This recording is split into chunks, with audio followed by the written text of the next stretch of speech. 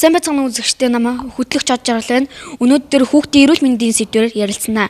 Өнөөдрийн зочноор хүүхдийн эрүүл мэндийн эмчийг урьж байна.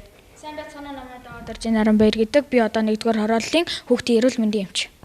За өнөөдөр хүүхдүүдийг томуу тусч байгаа гэсэн та энэ талаар ярилцаач. Томч гэлгүй хүүхдүүд ч гэсэн ханаа төрдөг. Одоо 100% 20-30% одоо хүүхдүүд ханаа төрдөг байгаа. Хүүхдүүд одоо яаж юунаас болж томуу тусч байгааг хоёлоос ярилцах зүйтэй байх гэж бодож байна. Одоо хүүхдүүд одоо утаанаас болж тэгээд даарч хөрснөөс болж одоо ханаа төрдөг байгаа. Одоо томуугоо сэргийлэхийн тулд одоо утааны маска зөөж одоо дулаан хувцлах хэрэгтэй гэж би бодож байна. Өнөөдрийн хүүхдийн эрүүл мэндийн эмчийг өөржөө томуу өвчнөөр ярилцсан байгаа. Хүүхдүүд томуу өвчнөөс сэргийлэхийн тулд маска зүүж утсаа дулаалах хэрэгтэй гэж манай эмч маань хэлсэн. Дараагийн дугаар хүртэл баяртай үзэгчтэй.